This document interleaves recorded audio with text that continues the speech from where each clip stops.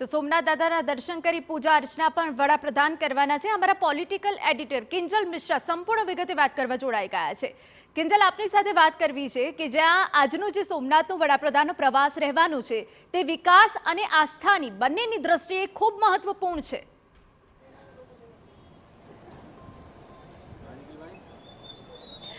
जी बिल्कुल, विकास અને આસ્થાની દ્રષ્ટિએ આજની જે મુલાકાત છે તે ખૂબ જ મહત્વની છે, કેમ કે સોમનાથ મંદિરના જે રીડેવલપમેન્ટ પ્રોજેક્ટ છે તેની પર પણ એક ઔપચારિક ચર્ચા છે તે થવાની છે।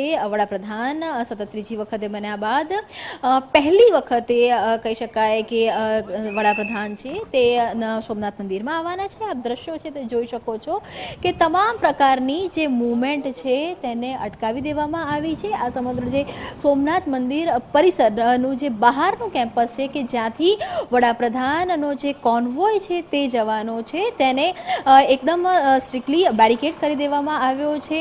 પોલીસની ગાડીઓ, એમ્બ્યુલન્સ અને જે પણ નક્કી કરેલી મૂવમેન્ટ છે તેની સિવાય કોઈની પણ જે અવર જવર છે તેને રિસ્ટ્રિક્ટ કરવામાં આવી છે। અત્યારે આ એ જ જગ્યા છે કે જ્યાંથી ટૂંક સમયમાં એટલે કહી શકાય કે 2 વાગ્યાની આસપાસ આખો જે સોમનાથ મંદિરમાં વડાપ્રધાન આવવાના છે।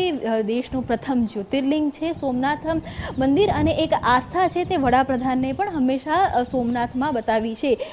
જો ભાજપની વાત કરવામાં આવે તો ભાજપની જે પહેલી યાત્રા હતી કે જે અટલ બિહારી વાજપેયી અને લાલકૃષ્ણ આડવાણીએ કાઢી હતી તેની અંદર પણ સારથી તરીકે નરેન્દ્ર મોદી હતા। એટલે કે નરેન્દ્ર મોદીનો જે સોમનાથ સાથેનો એક અલગ લગાવ રહ્યો છે અને સતત ત્રીજી વખતે તે કહી શકાય કે વડાપ્રધાન બન્યા બાદ જ્યારે સોમનાથ મંદિર આવી રહ્યા છે તો જે ઋષિકુમારો છે તે પણ અહીંયા આવ્યા છે। તેની પણ તસવીરો આપણે TV9ના માધ્યમથી દર્શકોને બતાવી હતી કે એક જે પરંપરાગત પૂજા છે, પૂજા વડાપ્રધાન દ્વારા કરવામાં આવશે। જે મંદિર છે તેની બિલકુલ પાછળ સાગર દર્શન છે કે જ્યાં એક VIP આખો જે રૂમ છે તે તૈયાર કરવામાં આવ્યો છે, આખો ડોમ તૈયાર કરવામાં આવ્યો છે અને ત્યાં એક ઔપચારિક જે બેઠક છે તે પણ થઈ શકે છે। સોમનાથના જે 7 જેટલા જે પ્રોજેક્ટ છે, રીડેવલપમેન્ટ પ્રોજેક્ટ છે તેની પર પણ ચર્ચા થઈ શકે છે। એટલે કહી શકાય કે વડાપ્રધાન નરેન્દ્ર મોદી આજે સોમનાથ દાદાને શીશ ઝુકાવશે, દર્શન કરશે અને ત્યારબાદ સોમનાથ મંદિર અને તેની આસપાસના જે ડેવલપમેન્ટ પ્રોજેક્ટ છે તેની પર પણ ચર્ચા કરશે અને ત્યારબાદ એ ગીર જવા રવાના થશે।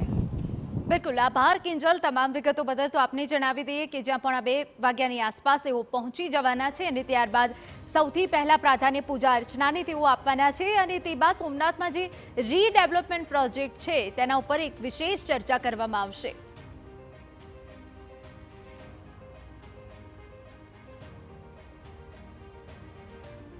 તો વડાપ્રધાનના આગમન દરમિયાન ચુસ્ત બંદોબસ્ત પણ ગોઠવી દેવામાં આવ્યો છે। હાલ એ સ્થળ પર તમામ પ્રકારની જે મૂવમેન્ટ છે તેને થંભાવી દેવામાં આવી છે। થોડાક સમયમાં હવે જ્યારે વડાપ્રધાન સોમનાથ મંદિરે પહોંચી જશે।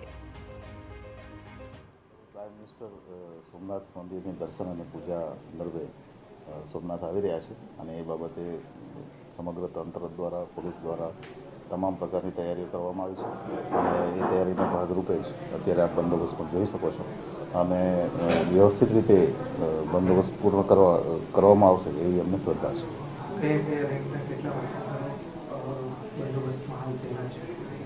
ઓનરેબલ પ્રાઇમ મિનિસ્ટરનો જે પ્રોટોકોલ છે એ મુજબ તમામ જે એજન્સીઓ છે, તમામ રેન્કના ઓફિસર્સ છે એ અમે ડિપ્લોય કરેલા છે। બહારથી પણ અમે બંદોબસ્ત મેળવેલો છે અને જે જરૂરિયાત મુજબનો બંદોબસ્ત અમે વ્યવસ્થિત રીતે ડિપ્લોય